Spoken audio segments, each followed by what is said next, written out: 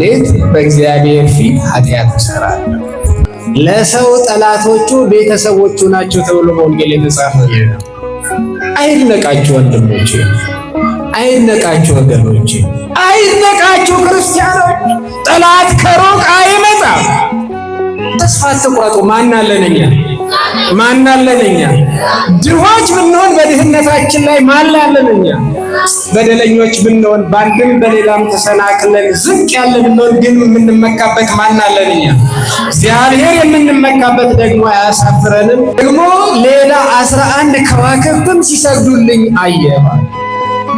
አባቱ ገሰጸው በዚህ ሰዓት፣ ተው ልጄ፣ ይሄ የምትናገረው ነገር ምንድን ነው? 11 ወንድሞች በፀሐይ የተመሰልኩት እኔ፣ በጨረቃ የተመሰለችው እናት፣ እኛ ደግሞ ለአንተ ልንገዛ ነው? በአንደበት የያዘው አትናገር። አባቶች እንዲህ ናቸው፣ ሁሉ ነገር የሚነገራሉ። ወንድሞቹ ግን ሰምተው እጅግ ተመቀኙት፣ እጅግም ጠሉት። አንዱ ሀብቱ ይህ ነው። ሀብተ ምን ነበረው አልኳችሁ? ሀብተ ሕልም ነበረው።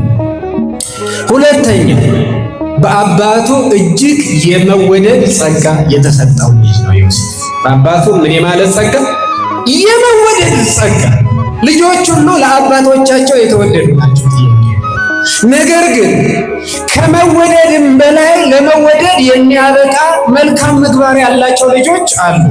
በዚህ የተነሳ አባቱ እጅግ አብዝቶ ይወደው ነበር። ልዩ ልዩ ምክንያት ነበሩት በእርግጥ አባቱ የሚወድበት።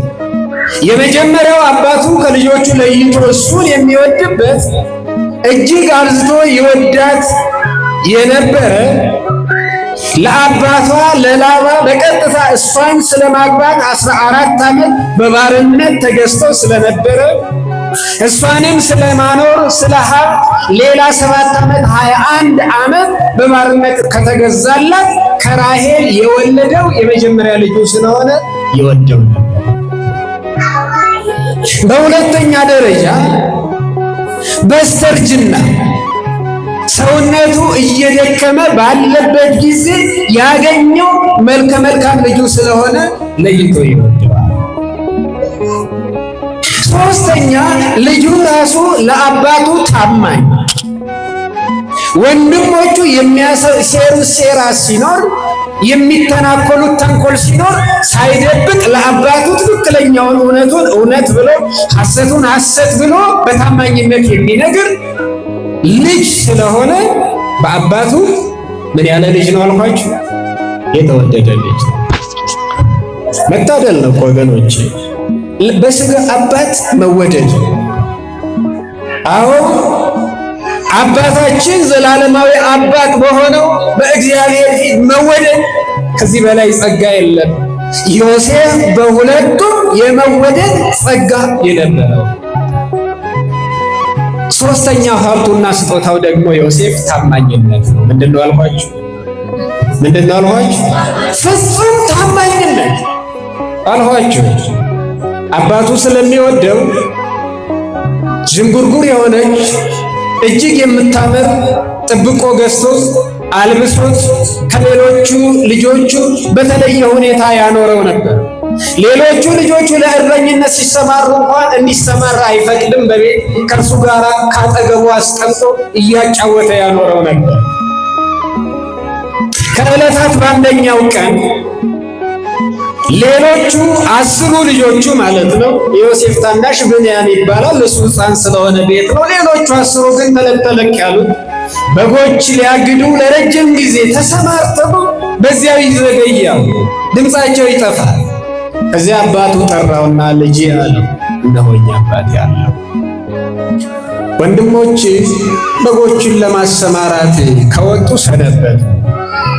ስንቅ ይዘህላቸው ሂድና ወዴት እንዳሉም ተመልክተ በምን ሁኔታ ላይ እንዳሉም አይተ ወደ እኔ ተመለስ ብሎ ከኬብሮን ሸለቆ ወደ ሴኬም ምድረ በዳ ላከው። ዮሴፍም ከአባቱ የተቀበለውን አደራ ለልጆቹ የተሸከመውን ስንቅ ይዞ በሴኬም ምድረ በዳ ወዲያና ወዲህ ተቅበዘበዘ፣ ተንከራተተ ይለናል። ለምን? እነሱ ከዚህ አካባቢ ፈቀቅ ብለው ነበር።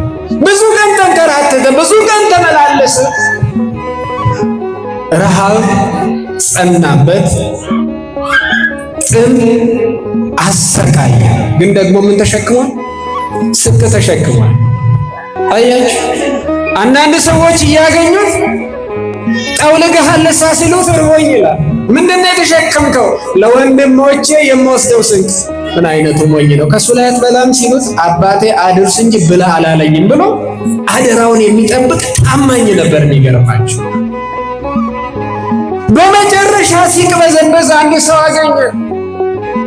የያዕቆብን ልጆች አይታቸው የሆንን በጎችን ወዴት አሰማርተዋል ብሎ ሲጠይቅ ዱታዬን ወደ ተባለ ምድር ሊሰማሩ እንደነበረ ፈቀቅ ሊሉ እንደነበረ ሲነጋገሩ ሰምቻለሁ ብሎ ፍንጭ ሲሰጠው ከሴኬም ምድረ በዳ እንደገና ዱካቸውን እየተከተለ ተርቦ ግን ደግሞ ምግብን ተሸክሞ ተጣምቶ እነሱም ሳያገኝ ሳይበላ ሳይጠጣ ፍለጋ ወደ ዱታይም ምድር ጉዞ ጀመረ። ከብዙ ድካም በኋላ ከብዙ መንገላታት በኋላ ረሃብ እያንገላታው ብያቸዋለሁ። የቀኑ ሐሩር የሌሊቱን ቁር እያስቸገረው ብያቸዋለሁ። ወንድሞቹ ካሉበት ስፍራ ደረሰ። መንከራተቱ የአንድ ቀንም ነው የሚለዋል። አንድ ቀንም ቢሆን ከባድ ነው። ሌሊት ወጥቶ ያሉበት ድረስ ለመሄድ ምንም ሳይመገቡ ስቃይ። ታዲያ ወንድሞቹ ያሉበት አካባቢ ሲደርስ ወንድሞቹ በርቀት አዩት። ተመልከቱ። ይህ ሰው በራበው ጊዜ አንደኛ ስንቁን መመገብ ይችል ነበር። ታማኝ ስለሆነ ታማኝነቱን ላለማጉደል ተሸክሞ እነሱን ፍለጋ ኳተነ። ሁለተኛ ወደሚሰማሩበት ወደ ሴኬም ሄዶ ሲያጣቸው አጣቸው ብሎ ወደ አባቱ ቤት መመለስ ይችል ነበር። አደራውን ሳይፈጽም ላለመመለስ ሲል ግን ወደ ወንድሞቹ ሲሄድ ወንድሞቹ በርቀት አዩ። ያ ሕልመኛ መጣ ተባባሉ። ምን ተባባሉ? ያ ሕልመኛ መጣ፣ እናንተ ላይ ነግሣለሁ የሚለን ሰው መጣ። እነሆ አሁን እንግደለው፣ እስኪ ሬሳው እኛ ላይ ነግስ እንደሆነ እናያለን። እነማን ናቸው እንደዚህ ያሉት? እስኪ ከፍ አድርጋችሁ ንገሩኝ። እነማን ናቸው እንደዚህ ያሉት? ለሰው ጠላቶቹ ቤተሰቦቹ ናቸው ተብሎ በወንጌል የተጻፈ። አይድነቃችሁ ወንድሞቼ፣ አይድነቃችሁ ወገኖቼ፣ አይድነቃችሁ ክርስቲያኖች። ጠላት ከሩቅ አይመጣም። አዎ እውነተኞች ይጠላሉ፣ ታማኞች ይጠላሉ። ይሄ የታወቀ ነው፣ የታመነ ነው። እንግደለው እስኪ ሬሳው እኛ ላይ ይነግስ እንደሆነ ተባባሉ። ይህንን ምን አመጣበት? ሶስት ታላላቅ ጸጋዎች ስላሉት፣ አንደኛ ሀብተ ሕልም ስላለው፣ ሁለተኛ ተወዳጅነት ስላለው፣ ሶስተኛ ታማኝነት ስላለውና እስከ መጨረሻው እነሱ ጋር ባይሄድ ኖሮ ይህ ነገር አይመጣም። እንግደለው ተባባሉ። የሁላቸው ታላቅ ሮቤል ይባላል። ተው ግድ የላችሁም፣ እጃችንን በወንድማችን ላይ አናንሳ፣ ባይሆን ጉድጓድ ውስጥ እንክተተው፣ ጉድጓድ ውስጥ እንወርውረው። ምናል ጉድጓድ ውስጥ ምን ይለያል? ያው እኮ ነው። ጉድጓድ ውስጥም መጀመሪያውኑ ረሃብ አድቅሞታል፣ በረሃብ ይሞታል፣ በጥም ይሞታል። እንግዲህ ደሙን አናፍስስ የሚል ምክንያት አቅርቦ ግን ይላል መጽሐፍ ወንድሞቹ ሳያዩ ሮቤል ታላቅ ነውና ሊያድነው ከነሱ እጅ ሊያወጣው ፈልጎ ነበር። የሆነ ሆኖ ግን እሱ ያመጣላቸውን ምሳ ቁጭ ብለው እየተመገቡ እሱን የጥለውት ጉድጓድ ውስጥ ጥለውት፣ ልብ በሉ። ለነሱ ስንቅ ያመጣላቸውን ስለነሱ የተንገላታውን በሶስቱ ሀብታቱ ምክንያት ጠልተውት ቀንተውበት እጅግ በእነሱ ምክንያት ሶስት ታላላቅ ፈተናዎችን ዮሴፍ ተቀበለ። ስንት ፈተናዎች? ሶስት ፈተናዎች። ሶስት ጸጋዎቹን ነግሬያቸው፣ ሶስት ፈተናዎቹን ደግሞ ኋላ ነገራቸው። አሁን ነዶዎቹ ለኔ ነዶ ሰገዱ፣ ከዋክብቱ ለኔ ሰገዱ ማለት በመሰረታዊነት እንዲጠላ ያደርገዋል ካልን እንኳንስ እንደ ዮሴፍ ላለ ደገኛ ሰው ቀርቶ በሌላው ዓለም እኮ ኢትዮጵያውያን እንኳን እንዲህ አይደሉም ይባላል። ኢትዮጵያውያን ሀገር ውስጥ ይባላሉ፣ ይቧጨቃሉ፣ ይቧደናሉ። ሌላ ሀገር አንድ ኢትዮጵያዊ ሌላኛውን ኢትዮጵያዊ ለማግኘት የሚራብበት ስፍራ አለ ነው የሚባለው። የሚያስጠላው አልነበረም። ለምን? ዮሴፍ ንጉሥ ሆኖ ቢሾም እነሱን የማገልገል ህልም ነው። ለነሱ የመታዘዝ ህልም ነው። እነሱን የመጠበቅ ህልም ነው። እነሱን የመመገብ ህልም ነው። በዚህ የተነሳ ግን ጠልተውት በእነሱ ምክንያት 3 ታላላቅ ፈተናዎችን ተቀበለ። የመጀመሪያው ጉድጓድ ውስጥ ራቁቱን ሆኖ ሳለ ያችን ያማረች ጥብቆ ከላዩ ላይ አውልቀው ጥለው የፍየል ጠቦት አርደው አወራርደው ከተመገቡ በኋላ ጥብቆውን በደሙ ለውሰው ቆጫጭቀው ሲያበቁ ወደ አባቱ ላኩ። ዮሴፍን ብቻ አይደለም ያሳዘኑት፣ ያስከፉት አባታቸውን ምን ብለው? ይህ ልብስ የልጅህ ልብስ እንደሆነ አንተ እለይ፣ በምድረ በዳ አግኝተነዋልና ብለው ነው ይላሉ። አባታዬ ለይቶ የልጁ እንደሆነ ማውቀው ስቅስቅ ብሎ አለቀሰ። አውሬ በልቶብኛል ብሎ እንዴት እንዳታለሉት አባታቸው። እንዲህ አይነት ትውልድ አለ። አባቱን የሚያታልል የሚያሳዝን፣ ወንድሙን የሚወጋ ወንድሙን ለመግደል የሚያስብ። ሮቤል ፈቀቅ ሲል እስማኤላውያን ከምድያም ምድር ተነስተው ወደ ግብፅ ሲወርዱ ነጋዴዎችን አዩ። ከ12ቱ ነገድ አንዱ ይሁዳ ወንድማችንን ለምን ጉድጓድ ውስጥ እንተወዋለን? ለምንስ እንገለዋለን? ምንድነው ጥቅማችን አለ። ይሄ ይሁዳ የሚባለው ስም ከድሮ ጀምሮ እንደው ለጥቅም የቆመ ይመስለኛል። ለምን ለእነዚህ ነጋዴዎች አንሸጠውም? ብንሸጠው እኮ ብር እናገኝበታለን አለ። እነሱም በሀሳቡ ተስማሙ። ወንድማቸውን ከጉድጓድ አውጥተው ለእስማኤላውያን ነጋዴዎች ወደ ግብፅ ለሚጓዙ ሸጡት። የመጀመሪያው ፈተና መሸጥ፣ በወንድሞቹ እጅ ለባዕድ ለነጋዴ ለአሕዛብ መሸጥ። መድኃኒዓለም ከዚህ ይጠብቃል። እግዚአብሔር ባይጠብቀን ግን ብዙዎቻችን የተሸጥን ነው። ታውቃላችሁ። እግዚአብሔር ባይታደገን፣ እግዚአብሔር ከባርነት ነፃ ባይወጣን ብዙዎቻችን እኛ ሳናውቅ የተሸጥን ነን። ማን በቸርነቱ ይጠብቀን? አዎ እግዚአብሔር በቸርነቱ ይጠብቀን። ወንድሞቹ ሸጡት በጭካኔ ምንም ሳያዝኑለት ለ20 ዲናር ሸጡት። ለስንት? ለ20 ዲናር። የክርስቶስ ምሳሌ የሚያደርገው ይህ ነው። የመጀመሪያውም ይሁዳ ለሁለተኛው ይሁዳ ምሳሌ የሚሆነው ይህ ነው። የመጠን ልዩነት ካልሆነ በቀር ጌታውን በ30 ይሄኛው ወንድሙን በ20 በጥፊ መቶ የሸጠው እሱ ነው። ምክንያቱም ባሪያ ሲሸጥ በጥፊ ይመታል። ስርዓት ነው እንዳይመለስ፣ የክፋትን ጥግ ለማሳየት። ግመል እያስጎተቱ ወደ በረሃ ይዘውት ሄዷል። ማንም? ዮሴፍ 3 ሀብታት የተሰጡትን በአባቱ የሚወደደውን ታማኝ የሆነውን የሕልም ሀብት የተሰጠውን ይህችንም ስጦታውን ጠብቆ የኖረውን ዮሴፍን ወንድሞቹ ስለሸጡት ብቻ ወደ በረሃ ሄደ።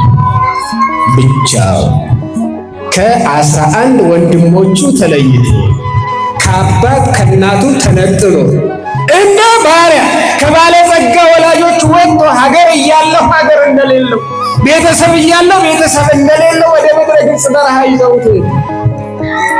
ሁለተኛ ፈተና እስማኤላውያን ደግሞ በግብፅ ምድር የግብፅ መስፍን ለሆነ ጲጥፋራ ለተባለ ሰው አትርፈው ለሁለተኛ ጊዜ ሸጡት።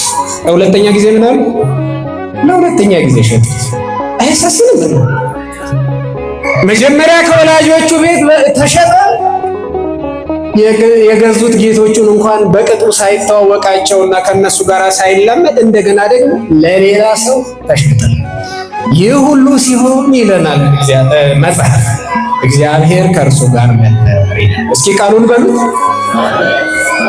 አይሰማኝም? እግዚአብሔር ከሁላችን ጋር ነው። እግዚአብሔር ከኛ ጋር ካለ ማን ይችላል? እግዚአብሔር ከእርሱ ጋር ነበር። ያንን በረሃ ጥብቆ ከላዩ ላይ ተገፋለች። ራቁቱን ነው ያለው። ግመል እየጎተተ ባዶ እግሩን ነው ያለው።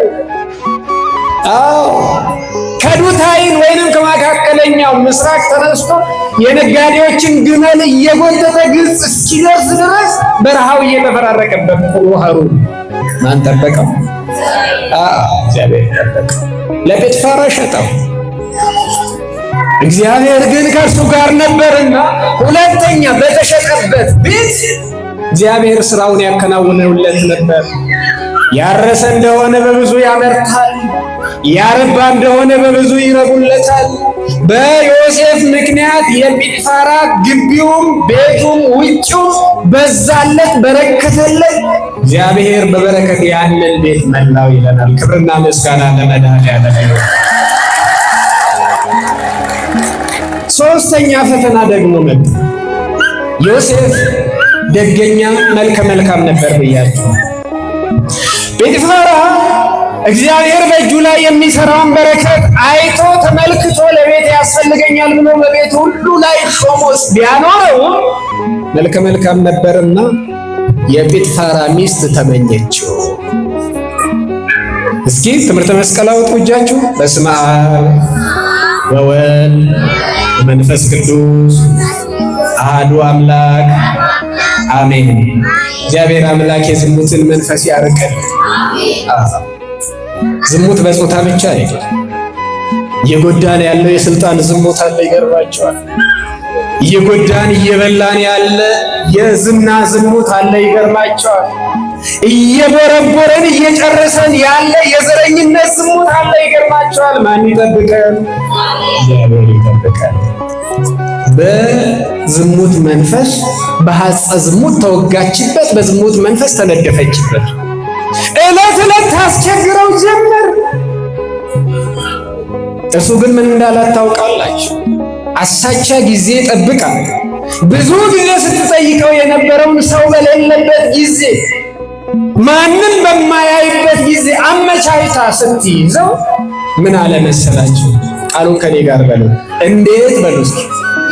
በእግዚአብሔር ፊት ኃጢአት እሰራለሁ። አይገርማችሁ? በባርነት እንኳን ሆኖ ፈጣሪውን ያልዘነጋ፣ ከአንዴ ሁለት ጊዜ ተሸጦ ፈጣሪውን የማይዘነጋ ለካ የእግዚአብሔር የሆነ ሰው አለና ምንም መከራ ቢደርስበት ፈጣሪውን የማይረሳ እውነተኛ የእግዚአብሔር ሰው አለ ለካ እናንተ። እኛ ሴት ነን። ማን ያስበን? ማን ያስበን? በትንሽ ነገር እግዚአብሔር ረስቶኛል እንላለን። በትንሽ ነገር ዘነጋኝ እንላለን። እንዴት በእግዚአብሔር ፊት ኃጢአት እሰራለሁ? በፍጹም አለ። ጌታዬ ባለቤትሽ እኮ በሀብቱ በንብረቱ በቤቱ ላይ አሰልጥኖኛል። ከአንቺ በቀር በእኔ ቁጥጥር ስር ያላስገባው የለም። አንቺም አካሉ ስለሆንሽ ሚስቱ ስለሆንሽ የምትገቢው ለሱ ብቻ ስለሆነ አልሰጠኝም፣ አይገባም። ስለዚህ ሰው አያይኝ። ልክ ብለሽ በዚህ ቤት በዚህ ሰዓት የሚያየንም የሚሰማንም የለም። ልክ ብለሻል። ባለቤትሽ ጌታዬ ጲጥፋራም የለም፣ አያየንም። ልክ ብለሻል። ግን አለ እንዴት በእግዚአብሔር ፊት ኃጢአት እሰራለሁ? እግዚአብሔር ትውልዱን በትውልዱ ልብ ላይ ይህን ቃል ይሳልልን። ይህ እኮ ነው ያቃት። ፊት ለፊት ስንታይ ካህን ነን፣ ሰባኪ ነን፣ ዘማሪ ነን፣ ምዕመናን ነን፣ አገልጋዮች ነን። ሰው ሲያየን እንመስላለን፣ ዞር ብለን ግን እንቀጥፋለን። ማን በቸርነቱ ያስበን? እግዚአብሔር በቸርነቱ። እሱ እግዚአብሔርን አረሳ። እንዴት እሰራለሁ? መች የምትመለስ ናት። ልብሱን ያዘች አዘላ። በዚህ ጊዜ ልብሱን ጥሎላት እየሮጠ ሲወጣ እልክ ያስጨዋት ጀመረ። ጀመር። ጎረቤት ተሰበሰበ። ምን ሆንሽ? ይኸው ይህ ዕብራዊ ባሪያ ሊሳለቅብኝ ማንም እንደሌለ ሲያውቅ ወደ እልፍኜ ገብቶ ሊደፍረኝ ሞከራለች። ጮኸች። ሰዎች ሁሉ ተባብረው ጠፍንገው ያዙታ። ማን ሰብ ያለ ብቸኛ አይደል?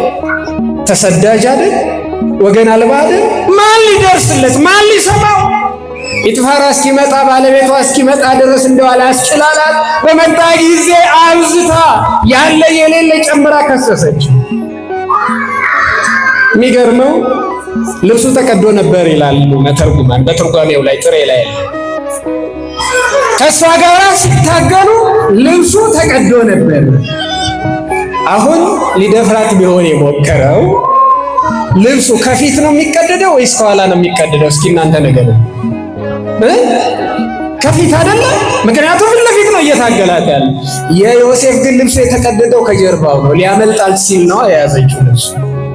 በዚህ እንኳን መለየት ሲቻል የሚስቱን ቃል ብቻ ሰምቶ ትልልቅ ወንጀል የሰሩ ሰዎች ተመርጠው ወደሚታሰሩበት እስር ቤት እንዲገባ ሶስተኛ ፈተና እሷ ሆነችበት፣ ምክንያት እሷ ሆነችበት እስር ቤት ገባ።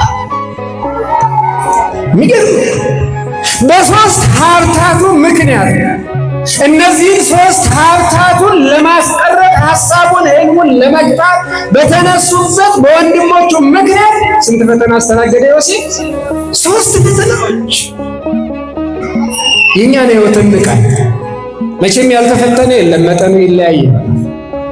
በጎ ነገርም ያላገኘ የለም፣ መጠኑ ይለያይ። የዮሴፍን ግን ሩባን ያህል የተፈተነ እዚህ መካከላችን አይኖርም፣ በእርግጠኝነት መናገር ይቻላል።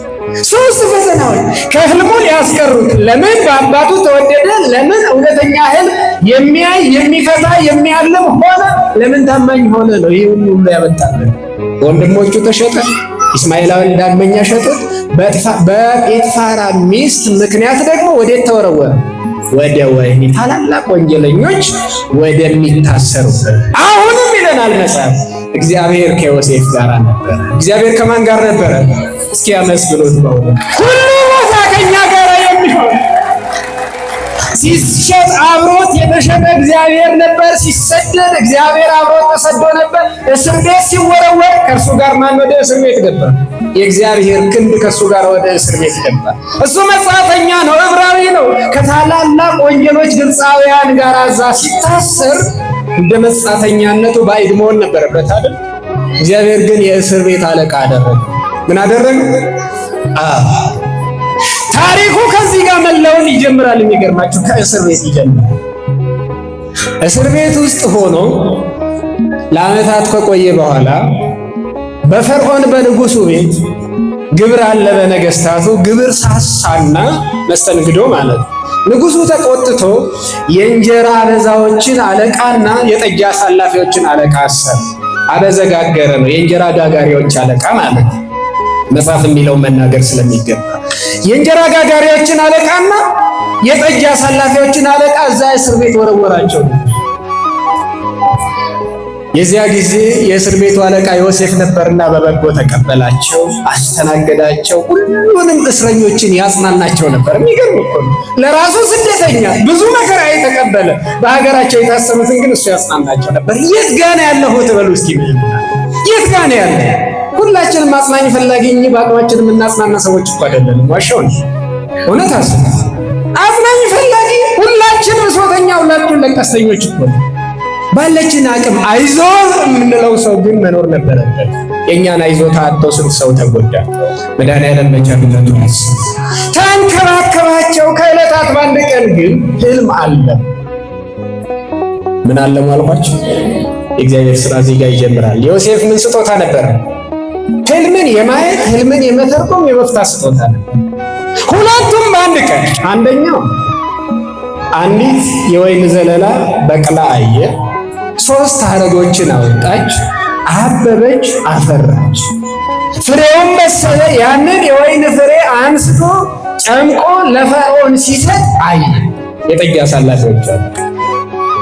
ሌላኛው ደግሞ የእንጀራ በዛ ጋጋሪዎች ኃላፊ ደግሞ 3 መሶብን ተሸክሞ ሙሉ እንጀራ ተሸክሞ ወደ ፈርዖን እየገሰገሰ አሞራዎች፣ ወፎች እንጀራውን ሲበሉት አየ። 3 መሶብ እና እነዚህ ሁለቱም አይተው ሊፈታላቸው አጥተው ተጨንቀው አገኛቸው። ምን ሆናቸዋል? ህልም አየን።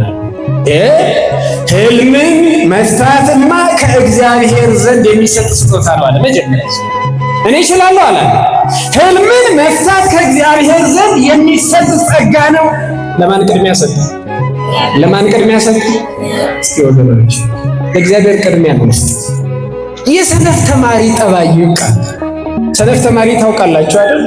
ጥሩ ግሬድ ያስመዘገበ ጊዜ ኤ ፕላስ አመጣው ይላል። ጥሩ ግሬድ ሲያገኝ ኤፍ የሆነ እንደሆነስ ኤፍ አመጣው ይላል። ኤፍ ሰጠኝ ነው አይደል አስተማሪ? ኤፍ ኤ የሰነፍ ተማሪ ጠባይ። የተሻለውንም ሲያገኝ በራሱ ከሆነ ምን አለ እውነቱ፣ ትክክለኛውም የራስ ከሆነ ምን አለ እውነቱ። ይህ ግን ዮሴፍ ከራሱ የሆነ ምንም ነገር እንደሌለ ስለሚረዳ የእግዚአብሔር ስጦታ ነው አለ። ቅድሚያ ለእግዚአብሔር ስጦታ። ትዳራችን የእግዚአብሔር ስጦታ ነው። ኑሯችን ምንም ይሁን የምንኖረው ኑሮ እግዚአብሔር የሰጠን ስጦታ ነው። እኛ የምንኖራትን መኖር ያልቻሉ ስንቶች አሉ መሰላችሁ? ቢያንስ ይህችን ሰዓት የምንተነፍስበት ሳምባ እግዚአብሔር ስጦታ ነው። እንደው ለደቂቃ በተነፈስኩ ብሎ የሚመኙ ስንት አሉ መሰላችሁ? ማስተዋሉን ማን ይስጠን? መድኃኒዓለም ማስተዋሉን ለሁላችን ይስጠን። ህልምን መፍታት የእግዚአብሔር ስጦታ ነው አለና ተረጎመላችሁ። ባለወይኑን 3 ዘለላዋ 3 ቀን ናት። ከ3 ቀን በኋላ ልክ ለፈርዖን ወይኑን ጨምቀህ እንደሰጠው ወደ ቀድሞ ስልጣን ትመለሳለህ። ግን አለ ከዚህ በወጣህ ጊዜ አስበኝ እንዳትረሳኝ፣ እኔ በግፍ ተወርውሬ እዚህ ገብቻለሁና መጻተኛ ነኝ ወገን የለኝምና ብሎ አማለው። ምን አለው? አማለው። ሁለተኛውን ግን ነገረው። በቃ ያንተ ወንጀል ከብዶብሃል፣ ቀሮብሃል። 3 መሶቡ 3 ቀን ነው። አሞራዎች መብላታቸው ፈርዖን በጭካኔ አንገትን ቆርጦ ስጋህን ለአሞራዎች ይሰጣል ብሎ ነገረው። ሁለቱም የተነገራቸው ዮሴፍ እንደተረጎመላቸው በ3ኛው ቀን ውስጥ ተከናወነ። ይህ ከሆነ ከ2 ዓመት በኋላ እግዚአብሔር ዮሴፍን ሲያስበው፣ ደገኛውን ሲያስበው፣ መልካም ሊያደርግለት ሲፈልግ ታማኙን ዮሴፍን ላለመተው ሲያስብ ለንጉሱ ለራሱ ለፈርዖን ህልምን አሳየው። ምንን አሳይ? 2 ህልምን ያየው እሱ። በመጀመሪያ 7 የወፈሩ ላሞች ታዩት። ለማን አልኳችሁ? ለንጉሱ ለፈርዖን። ቀጥለው ደግሞ በጣም የከሱ 7 ላሞች ታዩ። እነዚያ የከሱ 7 ላሞች ደግሞ የወፈሩ 7ቱን ላሞች ዋጧቸው። ውጠዋቸው ግን ከመክሳታቸው አልጠገቡም ነበር፣ እንደከሱ ተገኙ። የሚገርም ፈርዖን ደነገጠ፣ ተመልሶ ተኛ። ዳግመኛ ሌላ እሸት አሽቶ በአንዲት አገዳ ላይ 7 ያማሩ እሸቶችን አየ። ቀጥሎ ደግሞ በአንዲት አገዳ ላይ የሰለቱ ቁር የመታቸው የጠወለጉ 7 እሸቶችን አየ። እነዛ የሰለቱት መልካሞቹን እሸቶች ዋጧቸው። ውጠዋቸው ምንም ለውጥ የለም፣ አልወፈሩም፣ ወይንም ደግሞ እንደቀደሙት ያማሩ እሸቶች አሉ። አስጨነቀው። ይህ ሊቃውንቱ ኢያኔስን ኢያንበሬስ ይሏቸዋል። በግብፅ ምድር የተገኙ ጠንቋዮችን ሁሉ ሰበሰበ፣ ጠራ። ህልሜን ተርጉሙልኛል። አንድ እንኳን የሚተረጉምለት ጠፋ። ህልም የማን ስጦታ ስለሆነ አዘነ ንጉሡ።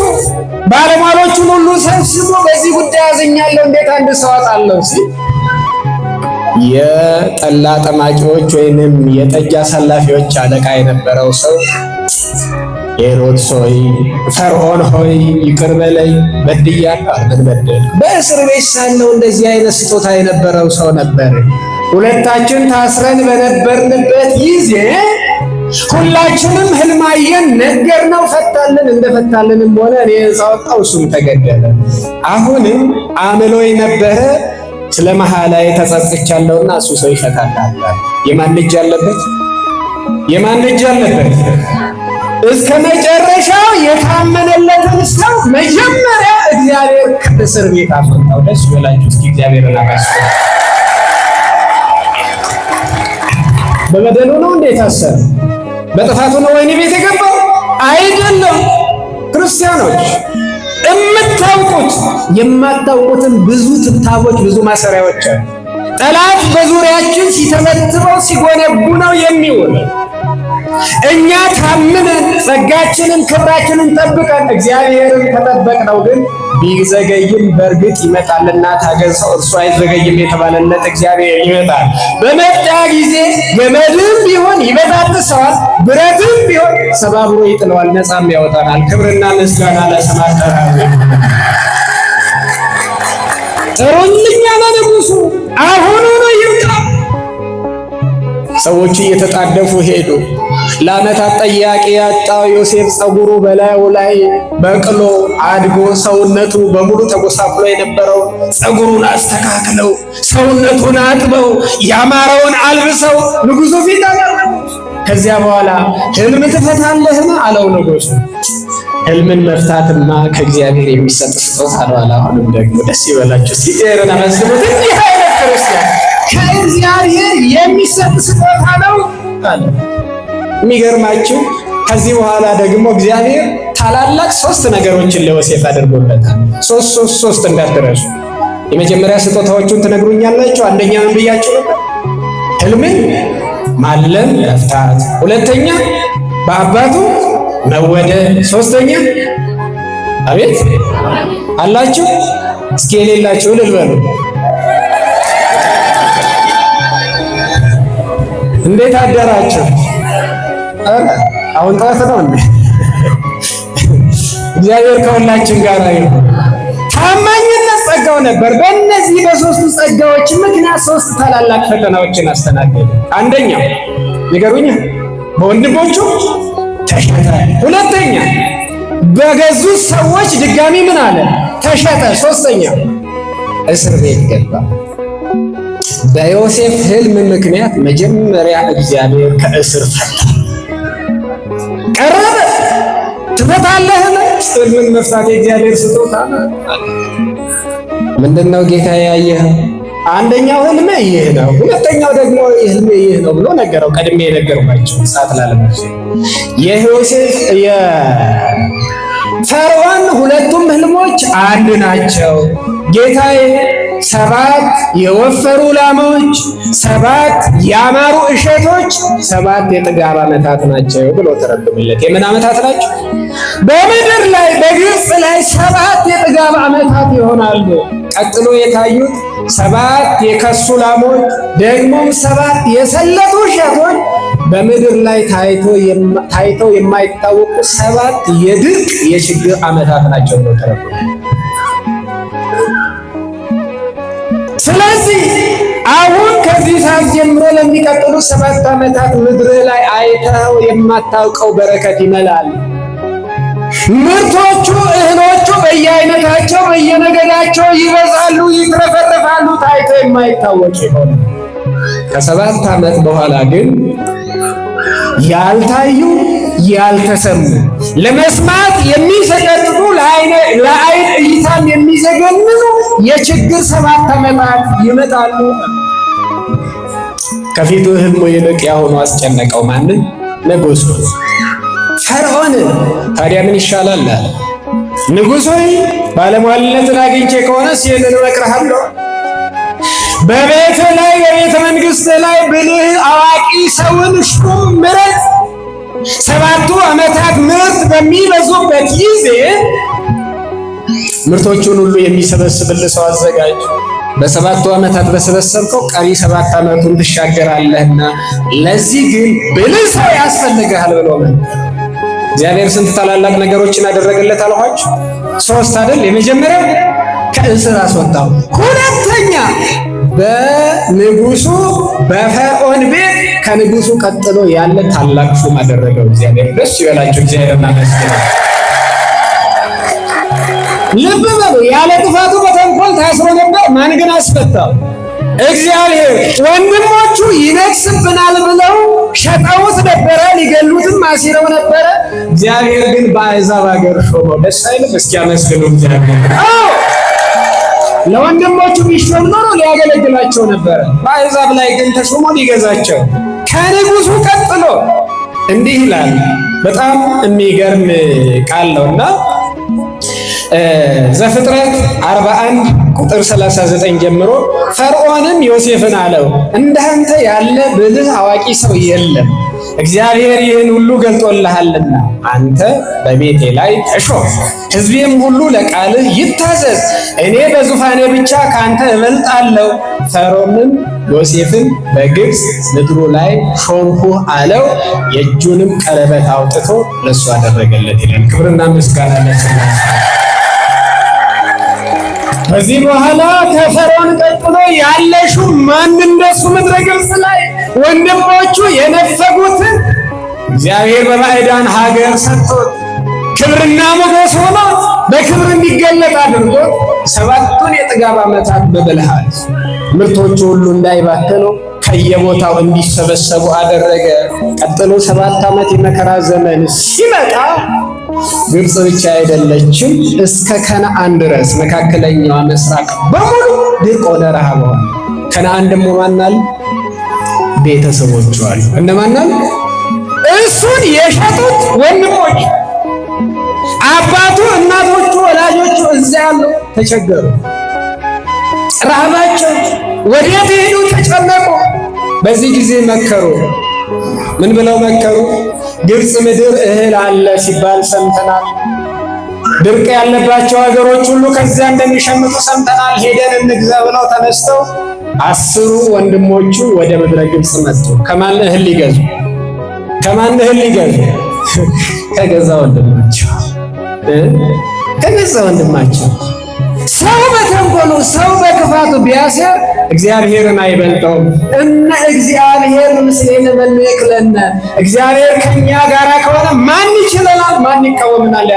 ያለው ቅዱስ ጳውሎስ። ለዚህ ነው ክብርና ምስጋና ለመድኃኔዓለም።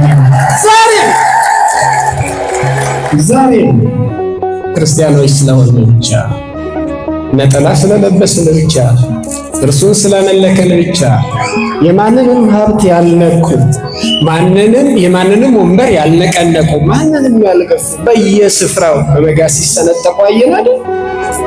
እንደ እንስሳ ሲታረዱ አየን አይደል? ግን የእግዚአብሔርን ሐሳብ ማስቀረት ይቻላል ወገኖች? ማስቀረት ይቻላል ወይ? ማን ከሁሉ ስለሚበልጥ?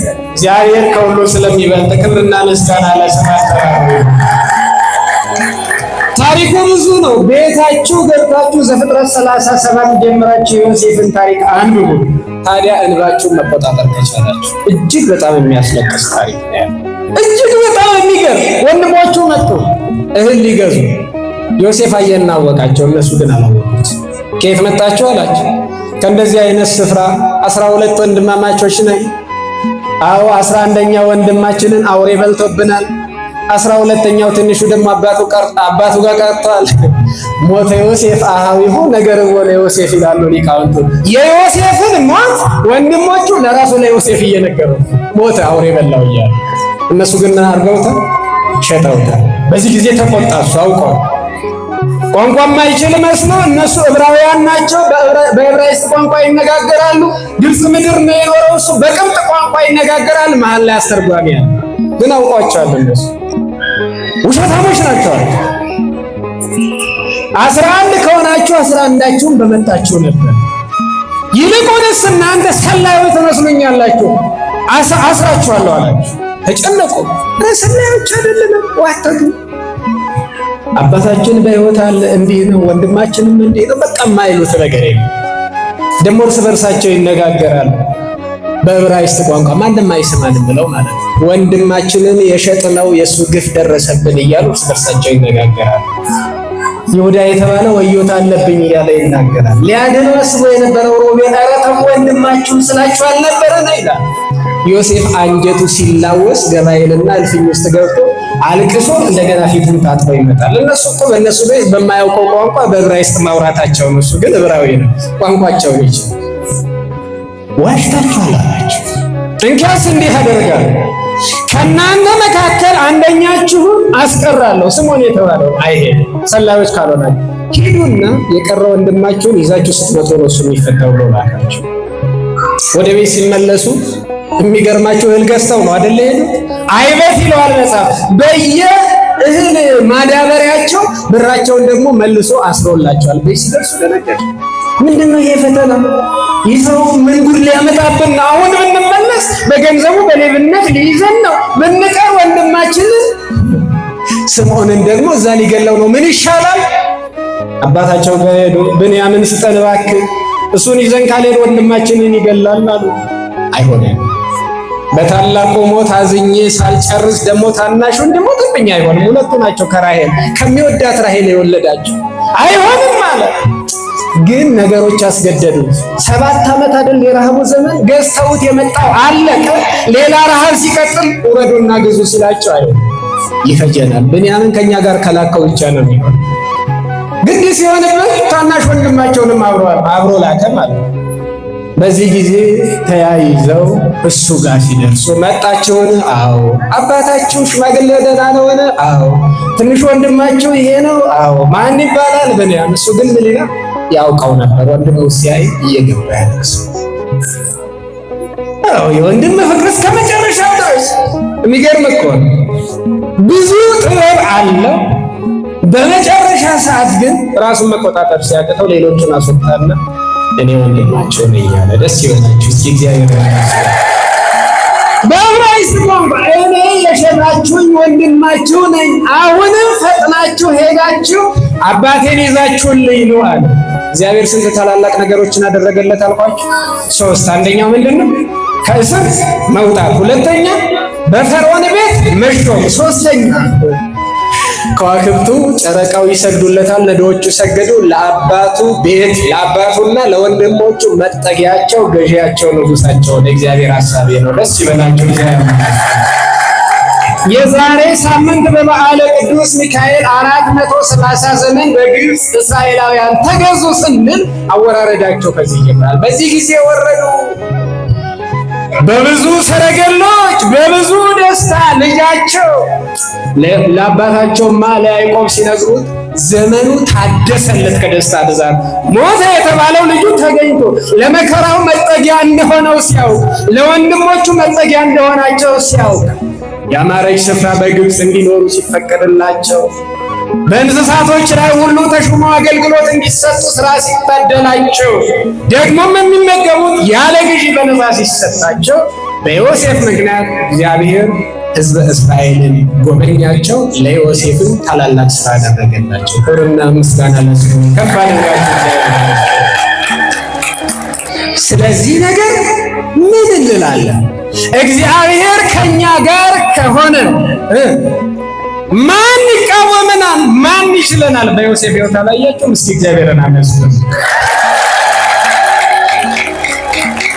ከእግዚአብሔር ጋራ መኖርን በዮሴፍ ሕይወት አይ ከእግዚአብሔር ጋራ የመኖርን ዋጋ በስተመጨረሻ የሚገኘውንም ከዮሴፍ አይተናል። መሀል ላይ ግን ምን አለ? ፈተና አለ፣ መከራ አለ። ውድ የተዋህዶ ልጆች አሁን ዓለማችን ላይ የምናየው ነገር፣ አሁን በሀገራችን ላይ የምናየው ነገር፣ አሁን በቤተ ክርስቲያናችን ላይ በእያንዳንዱ አገልጋይ በእያንዳንዱ ምዕመን የምንሰማው ክፉ ነገር መካከለኛው ጊዜ ነው። የምን ጊዜ? የፈተናው ጊዜ ነው። የመከራው ጊዜ ነው። እግዚአብሔር ለኛ ያሰበው ሐሳብ ግን ይቀራል ወይ ነው? ይቀራል ወይ? እግዚአብሔር ለኛ ያሳየው ህልማችን መሰናክል ስለበዛ፣ ወጥመድ ስለበዛ፣ ተቃዋሚ ስለበዛ ይቀራል ወይ? ይሄን ነገር ምን አልሰማችሁኝ? ይቀራል ወይ? አይቀርም የምትሉ ብቻ ከፍ አድርጋችሁ እግዚአብሔርን አመስግኑ። በማን ሕይወት አይታችኋል? ዮሴፍ ጋር አትዩ፣ ዮሴፍ ጋር ማትሄዱ፣ በራሳቸው ሕይወት አይታችኋል።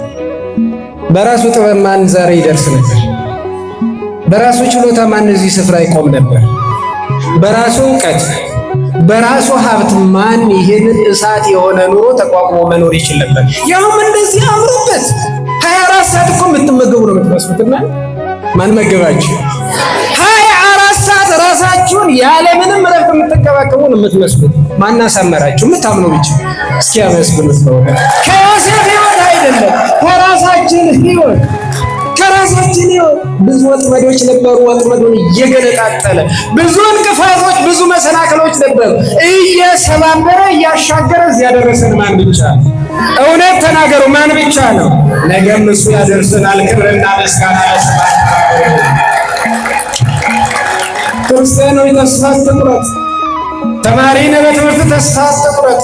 ሰራተኛ ነህ፣ በስራ ተስፋ አትቁረጥ። ነጋዴ ነህ፣ በንግድ ተስፋ አትቁረጥ። አገልጋይ ነህ፣ በአገልግሎት ተስፋ አትቁረጥ።